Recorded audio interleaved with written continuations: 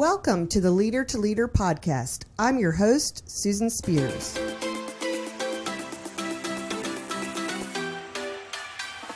Our guest today is Denny Fallon. Denny Fallon is a legend here in the Fredericksburg, Virginia region. Now, at the tail end of his bio here, he says he's happily and fully retired, except for his nearly full-time volunteer roles with Leadership Fredericksburg, the United Way, and as the on-call handyman with Empower House, supporting the region's victims of domestic violence. I would like to start with that, even though that's where his bio kind of rolls out. But Denny comes to us as somebody who had a 9-year career in the U.S. Marine Corps before transitioning into the private industry and working with Lockheed Martin for quite some time. Denny, that's when we met. You had transitioned from working with Lockheed Martin up in upstate New York. Yep. And then you were with Lockheed Martin here in our region, which is the tip of Northern Virginia. You were in Stafford, where you still reside. That's right. Working at Lockheed Martin. And I met you at some kind of chamber event or something around 2008, I think. That's right. Yeah, so we've been knowing each other a little while. And after you retired, I was lucky to dial you in to some of the things in the community, but really the role that I work closely with you on has been being the mentor program chair with Leadership Fredericksburg. You've been doing that since 2012, and you've been mentoring with us since, around 2011, right? That's right. Yeah, exactly. so I summed him all up, and I left out that he and his wife Mary have 3 children and 5 grandchildren, and they love to vacation in Duck, my favorite place. That's right. So we'll get to some of those things. Yes, we will. Yeah, so thank you for being here today. It's great to be here. Honored. Yeah, so when your friends listen to this, they're going to say, that is the most unique intro for Denny I've ever heard. But that's kind of, how we are here in community. And really, because this is all about leadership, I'd love to hear your thoughts as you share some about your leadership journey. Well, thanks, Susan. Again, it's an honor to be here. The term leadership journey is an interesting one because unless somebody asks you about it, it's not something that you necessarily reflect on all the time. And so I really had to think about, well, when did it start? How did it start? Why did it start? And so as I did do some reflection back, I realized that my very first leadership role or assignment was a catastrophic failure. So I'll share that. In 1969, I was a high school senior.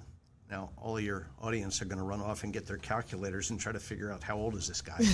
But 18 years old, I was the captain of our high school rowing team. Rowing was a big deal in Philadelphia, and we had a lot of teams there, and our high school happened to have a team, and we were actually pretty good.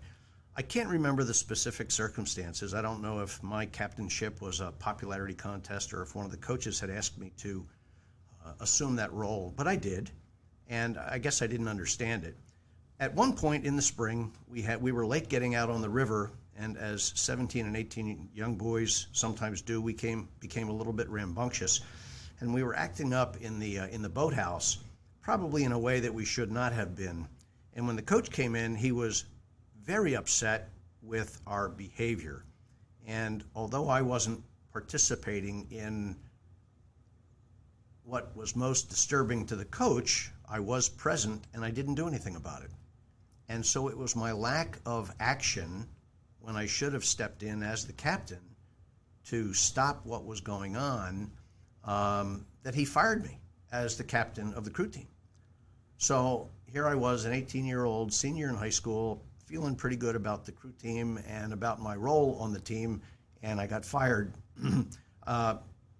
Rightfully so. I got fired by the coach, and so I think I learned a huge lesson in accountability at that young age, and obviously that has stuck with me for a long time. But when I think about my journey, it's really been one of more accepting what I have been asked to do rather than having a clear vision of what I wanted to do and then pursuing that vision. When I was a sophomore in college, I was asked, second semester, sophomore year, I was asked by the dean of men if I would become a resident assistant in one of the dormitory halls. Well, resident assistants, or RAs as we called them, was typically a job that was assigned or kept or preserved for juniors and above. I took it. I did it. So I did it because I was asked to do it. Senior year, I was asked. I didn't apply. I wasn't interviewed. I was asked if I would become the resident director for the campus, which meant that I had, I think, 4 dormitories and a staff of probably 13 or 15 resident assistants. I didn't ask for it. I will tell you that getting into the Marine Corps that was probably the most competitive selection process that I've ever been through.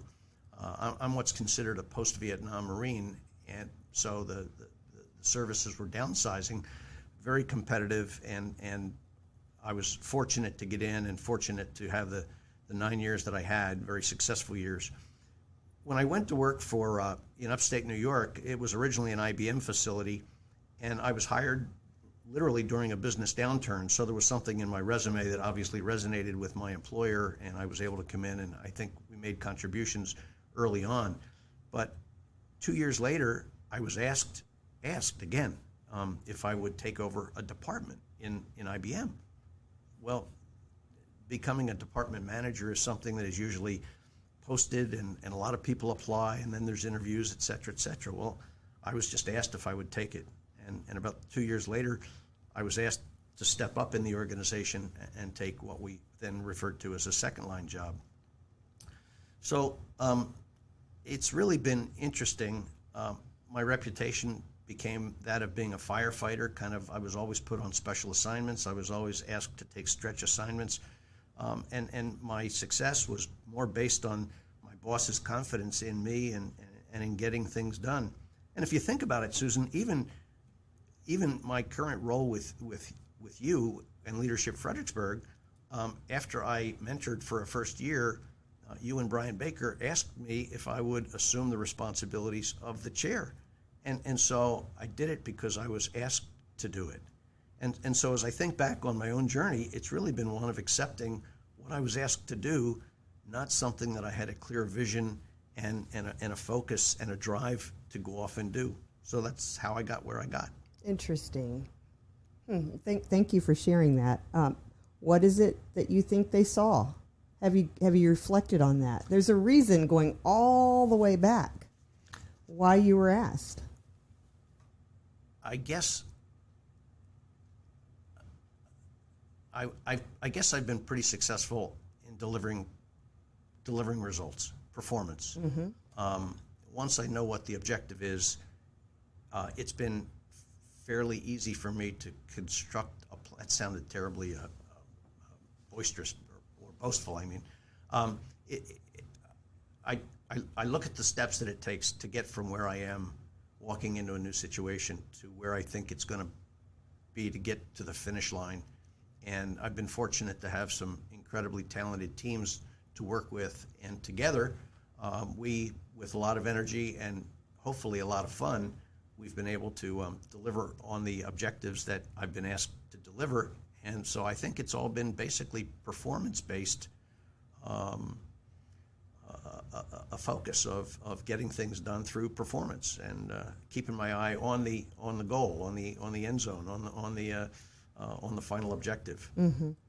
Well, in our case, Brian had been our first person that we identified to chair the mentor program. Leadership Fredericksburg started in 2007 and 8. And he's a full-time worker that has he's overextended with all he does in the community and all that. So we were trying to flesh out what that looked like. And not long before that, a couple of years before that, as you were retiring, you had come to me and you and I had had breakfast together downtown, and you had talked to me about doing things in the community. So sometimes things plant seeds, right? Because you had talked to me about ways that you can give back and things you can do. What are good fits? You were trying to figure some of that out, and you clearly have figured that out as I've watched you over the years between us and the others that I mentioned when introducing you. But that conversation was still in my mind when we thought about you. You'd come in and we had talked about mentoring. You did it, and we thought he may have more time available to commit to this. Yeah. And so that's what I do. I look for people where we can match things, right? Yeah. And so that might not have turned out to be true. You might have done it for a year and said, "Hey, we're going to travel a whole lot more, or I'm going to go back to work 20 hours a week or whatever." But it turned out to work, didn't it? It sure did. It sure did. I remember that breakfast conversation like it was yesterday. That was great. That was great. Yeah, it's awesome. What can a guy like me do in a place like this? You know the community better than I do, and Yeah. I'd like to do something. And It's great. it's great. So I like to think back to that really young man you were at that moment. So I'm picturing the boathouse, right? And thinking about the mindset you had in the moment where you didn't step forward. Okay, so I want to think about that as people are listening, as they see the work world around them, and maybe they're not confident in stepping forward. What do you think at that moment prevented you from stepping forward to say, guys, let's cool this back? I think it was probably the risk of losing friends. Mm-hmm. I think that maybe I didn't have enough self-confidence at the time to call a halt to what was going on, and I think I just didn't want to turn my friends against me. Friendship for a high school senior, friendship I guess is more important than kind of being the bad guy and having to say, hey, knock it off. We shouldn't be doing this. But I didn't, and I paid the consequences, and I remember that. Yeah. Well, then you go into this RA role, and I'm over here trying not to give Denny my look, because we have a little bit of time space between us. I went to college in the 80s, and the RAs, well, we maybe we mocked them a little bit.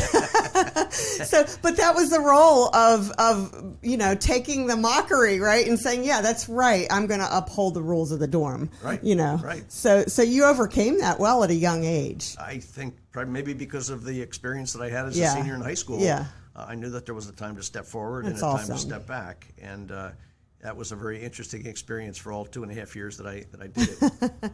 Well, I think that's a pretty neat thing that you did that. As you think about this path and as you've carried on, has there been a mentor or some individual that has meant a lot to you on your journey? I think that the prepackaged answer is my dad, and he was a marvelous guy, and he did a terrific job raising the family and providing for the family. He was very community-minded. He was very civic-oriented. He was an exceptional public speaker, and he was a man of high integrity. And so he was an interesting role model, and a great dad. But I think when I think about a mentor, there was a guy named Louis that I worked for at Lockheed Martin. Everybody should work for a Louis. At some point in your life, everybody needs to work for a Louis. Louis was quite a bit older, and in today's culture, Louis would not have survived. Louis was old school. Okay. Louis was raise your voice. Was he old school for the time? Oh, yeah. You know what I'm saying? As the times changed, he didn't. Yeah. And he just wouldn't survive in today's more polite culture. But he was a guy who gave you as much rope as you needed to get the job done, but he always had your back no matter what troubles you might encounter. He was probably capable of some of the most expletive-laced chewings out on the face of the earth. Yeah. But he had a reputation for loving his employees, and he stood up for them, and he got superior results from those of us who had the opportunity to work for him. He was a phenomenal guy. Like I said, he's from an age gone by, and that's probably a good thing. That it is an age gone by. Not that he is, although he is gone by, sadly. But he probably taught me more about the program management profession that I was a part of. And as importantly, he probably taught me and coached me and mentored me as much about customer relationships as anybody else that I had ever worked for over the course of my 25 to 28 years with Lockheed Martin. And he had a marvelous sense of customer. And he knew that one of his jobs was to be the advocate for his customers Right. in the business environment. He looked out for them. He had their back, much like he had his employees' back.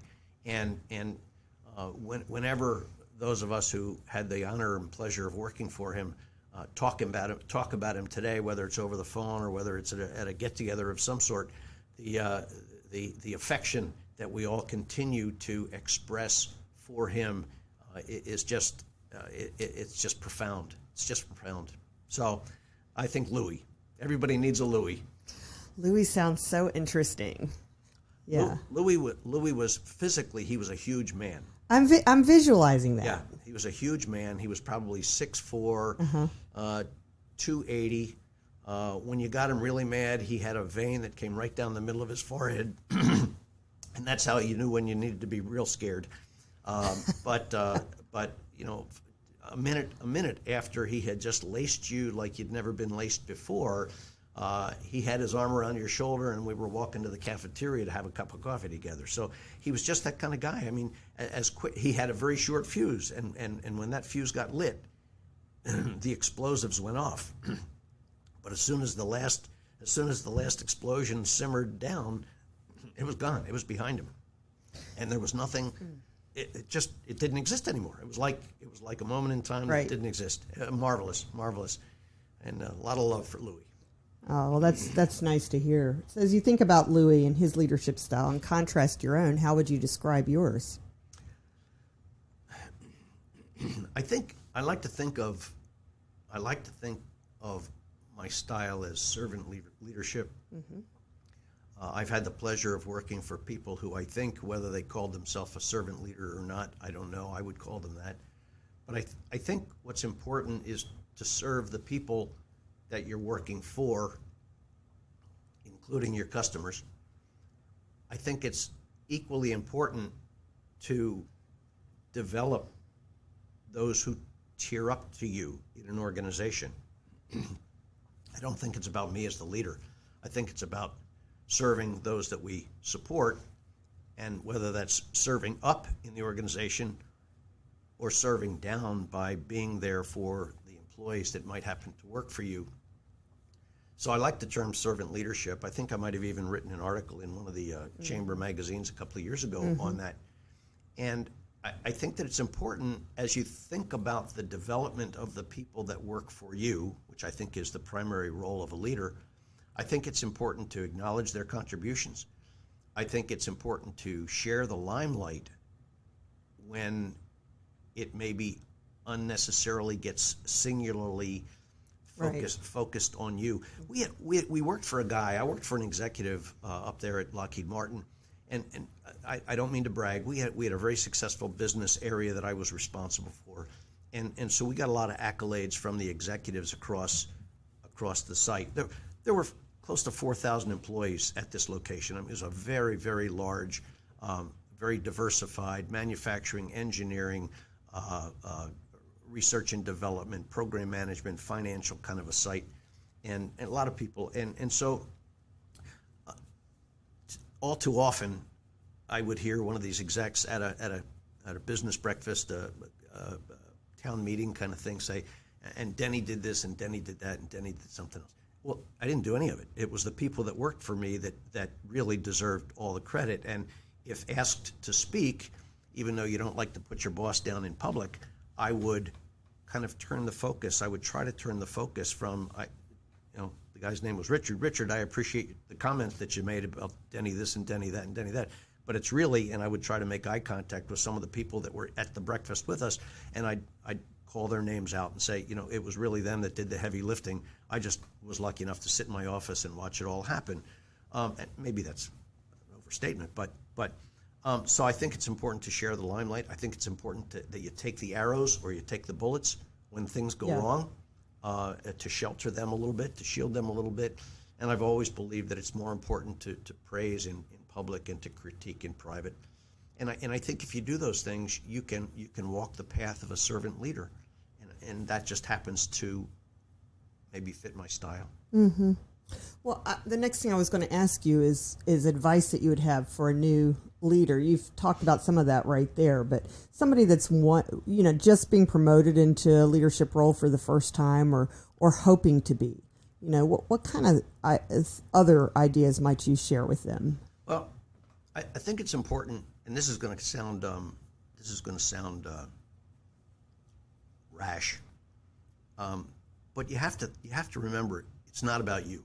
Mm-hmm. I had the opportunity to speak a couple of years ago to a large group, 30 or 40 young professionals at a local company that were in kind of a pre-management, pre-supervisory kind of a program with their employer, and I was invited in to speak to them about leadership, about program management, about customer relations, and I made it a point to remind them that it's not about you. And I don't think they like that. I think they were taken aback by that.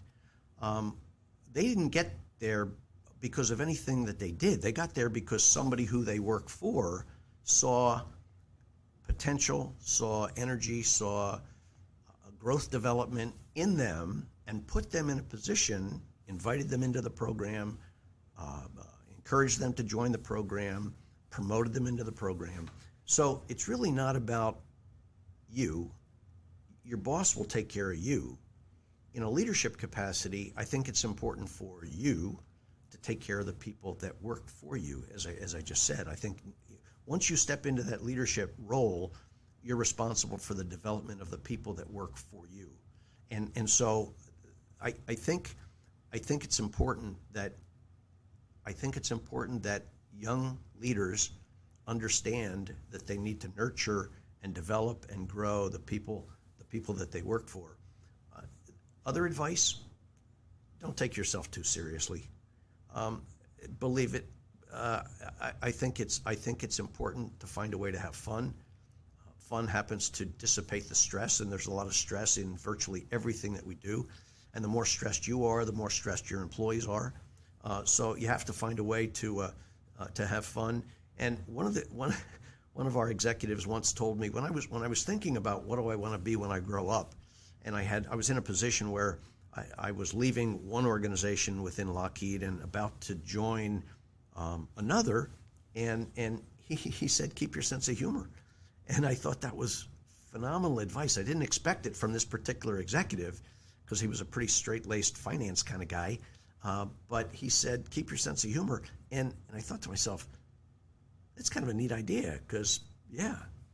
I think the other thing that's maybe we'll get to some that later. Never mind. No, you're good.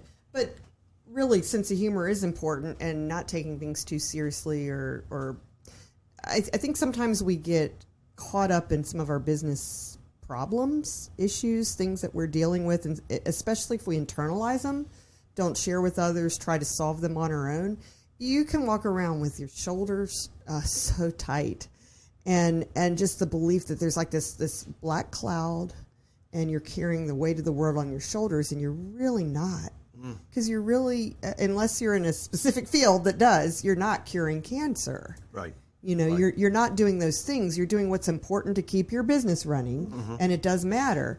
Those may be moments when advice could include having a mentor, a trusted accountability partner, right? Right. Yeah, absolutely. Absolutely. I think culturally, we sometimes shy away from telling our respective bosses our problems because we don't want to be seen as without an answer. We don't want to be seen as weak. We don't want to be seen as confounded by something that we were asked to go off and solve. And within a mentoring relationship, all of those prohibitions are off. As I've said in a couple of different forums, the opportunity to be completely candid between a mentor and the mentee is one of the things that I believe strengthens the relationship between the two and builds on the foundation of trust, which is so essential in a mentoring relationship. So you're right. We don't necessarily want to go running to our boss, telling our boss that we don't have an answer to the problem that he tasked us to go, or she tasked us to go off and do.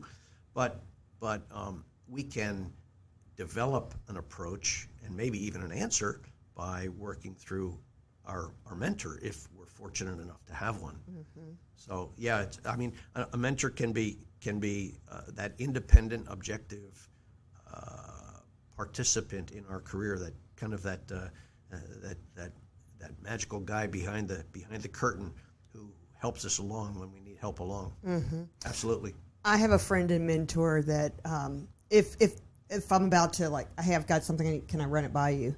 At the beginning of that conversation, what he'll say is, do you need advice? Do you just need an ear? Or do you need coaching? Which is where you solve it. They ask powerful questions and you solve it. So, and the first time he did that, I really was taken aback. What do I need? Why are we here? Why am I sharing this? And then I realized in that moment, I just needed the ear. And that happens in leadership too, right? Because sometimes we just need to get something out, but it doesn't mean we're trying to solve it. We just kind of need to articulate it, hear it out loud, and then we can move forward. Maybe the way Louis, he got it out, right? He just yelled it out. And so in today's world, we don't always get it out. No. We don't want to yell. No. We don't want to do those things, but it's important as leaders to be able to get some of that energy out, I think. Yeah. I think that's true, and the fact that your mentor asked, "Do you need advice? Do you just need to talk it out, or do we go deeper?" I think that's important because mentors always want to try to solve problems and provide answers, but I think sometimes saying nothing is what's needed, and the mentee really just needs an environment where they can talk it out themselves and understand. Sometimes your thoughts congeal when you hear them spoken. Right. And so being able to speak to somebody who can hear it at the same time and comment on it if you want to comment. But sometimes it's just being an active listener that the mentee really needs. And if it goes way off track, the mentor is there to say, I was with you until you got to such and such a point. Right. And then it kind of went off the tracks. And so then you kind of back up and say, yeah, what was my train of thought? Why did my train of thought change from there to there? Or why didn't I think of that when you suggested that I do such and such? So I think a mentor can play a number of different roles and provide a number of different types of support, one of which is being quiet, keeping your mouth shut. Just listening. Right. Yeah. Exactly. Yeah. So I think I'm impressed with your example. That's how he started the conversation, or she started the conversation. Dave Quarterman. Oh. He is an expert. What can I say? Yeah. No, we're already reaching our time to start to wind down, but before we do that, one important thing in our journeys, and whether we're working or retired, is taking that time and to refresh, to really get away from it all. You and I both have a place that we like to go, which is Duck in North Carolina. I don't know when we discovered that, about each other, but it so much so that we've even stayed on the same street, excuse me, and overlapped by a day or two, right? Yeah, we have. So just share with our listeners a little bit why you enjoy, what that means to you, that time. Well, this is a great opportunity to share. My wife and I love the beach. We spent 25 years in upstate New York before we moved down here, and upstate New York can be very, very dreary. It can be overcast. Winter starts around Halloween, so the kids come out in their winter clothes and their boots and their hoods, and you don't even know if they're a Disney character or a whatever. But and it lasts until about Mother's Day in May. So it's a long, ugly winter. So when we had the opportunity to move to Virginia, it was a decision that took about 6 seconds, and here we are. So we have always loved the beach. We used to vacation. We lived in Virginia Beach for 3 years, and then we would vacation in Sandbridge for several years after we moved up to New York. But my wife loves the beach, so an opportunity to go to the beach anytime is a good opportunity. Well, we had some friends from our upstate New York neighborhood who have been vacationing in the Outer Banks, North Carolina's Outer Banks, for probably 20 years. And on a trip down once, they invited us. Actually, they stopped by at the house because it's about halfway between upstate New York and the Outer Banks. And they stopped at our house as just kind of a respite on their way down, and started talking about, you ought to come down and visit with us. You ought to come down and spend some time. So for probably 2 or 3 times, we would go down. They'd be down there for a week, and we'd go down for 2 or 3 days in the middle of the week, and really enjoyed it. And then after about the second or third time, my wife said, why don't we just pay our fair share and we'll go in for the whole week? And I said, that's a great idea. So we have settled on Duck as a place that we love to go. We like to go in September, just after Labor Day, and we like to go just before Memorial Day, so the crowds are a little bit down and the restaurants are open but not crowded, and the beach is not crowded, and it's just the schools are still in session, so the crowds are down, and we just love it. We just really, really, really love it. And you're right. I don't know how you and I ever stumbled upon the fact that that we both enjoy Duck. And you're right. We in fact had houses that were diagonally across the street from one another, and our visits overlapped by a day. I think that was just this last May. It was, yeah. So that's great. We're usually a week or two off on our trips. Yeah. Yeah. So I kind of, as you go along your journey, I decided a personal goal was, it may seem small to some that travel more than me, but it was to go to the Outer Banks at least 3 times a year, and really it should be 4. So this year I will have 3, and so one is with family, right? That's when I see you, the early time of the year, and then the others are with girlfriends. And I decided on that a few years ago. I said, I always see other people do that kind of stuff. Let me, so I have a bunch of professional colleagues, some of which have been on this program, that go with me. We're actually going in a week for our first week in November. We go for a week, oceanfront and Duck. And the thing that I like, Denny, it can just be crazy here with work and everything. And I put my stuff in the room or whatever. I don't unpack it or anything. I get my beach shoes on or whatever, and I run down and get right in front of the ocean and look at it and go, okay. Yeah. Right. Yeah. Okay. And it's like your mind clears. All of a sudden. Yeah. Doesn't take long. Yeah. And so a real thing that I've committed to now also in the last several years of my journey, that I'm certain folks in previous generations did, because the 24-hour social media and way of touching base with people didn't exist so much, is really unplugging. No matter how important you think you and your job are, you can unplug from it, and really be present with that. So I think it's paradise down there. I just love it, and it's beautiful. So I'm glad that we share that together. Yeah. We do not share the same football teams, and he's a little full of himself because he loves those stinking Philadelphia Eagles, and I'm a New England Patriots fan. So we're not going to talk about that, Denny. No, we're not. But your year is still young. So we're going to move on, and I'm going to ask if you have a favorite motto you'd like to share. I do. Or saying. I do. As a matter of fact, I have 2. First of all, the motto that I am most used to using nowadays is the motto that I have printed on my business card, and that is retirement. It's worth working for. And so that's one that I think I've shared with a lot of people. I usually get a pretty big smile from them when I say that, and it's one that certainly works for me. The other one is illegitimate non comparundum.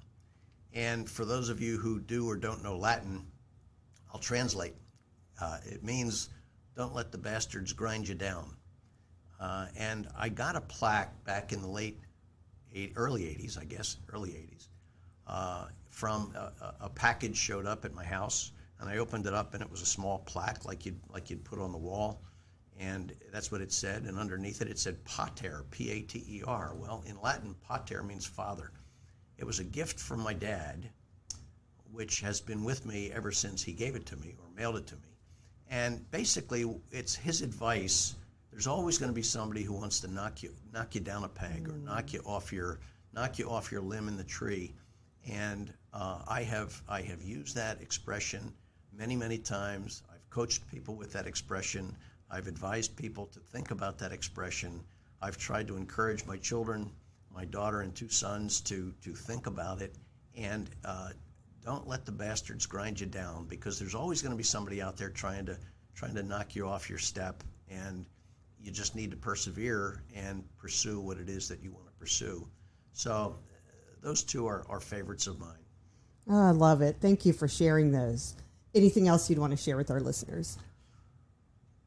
I have a short story. Okay. And this might get edited out because it might go too long. When I was promoted to my terminal position of director at Lockheed Martin, I had the responsibility to replace myself in the job that I was vacating. And so I worked with personnel, and I wrote up a position description, and we got probably 9 people that wanted to interview for the job, and I was able to dispense with probably 5 of them pretty quickly who didn't have the credentials. I interviewed for 2 rows above the rest, and so my decision really came down to either selecting a young man who I knew very well or a young woman who I knew very well. Although it was a large facility in upstate New York, people in certain veins of the business got to know each other professionally very, very well, and reputation speaks volumes up there. And both of these people were incredibly qualified for the job, and I knew both of them. I had known both of them for quite a long time, and I didn't want to default to the position that seemed prevalent at the time, and excuse the expression, but in the case of a tie, the girl wins. And I wasn't willing to simply default to that decision. And I was literally in my driveway at home one night shoveling snow. We probably had 18 inches of snow that night. I was shoveling snow, and it came to me like a bolt of lightning. The decision came to me like a bolt of lightning, and I thought to myself, is it conceivable that you can either see him, and I'll call him William, or her, Michelle, and her name was Michelle, is it conceivable that you could see either of them basically being promoted to become a peer of yours and eventually becoming somebody that you could ultimately end up working for? And it was as clear as daylight that this young lady's potential so far surpassed not only my own, but also the other William, as I called him, in the interview process. So I told my boss, I said, I think I've found a solution to this. I think Michelle is ready for this step. And I told him the story that I just shared with you. He said, Denny, I think you're absolutely right. Well, she got the job.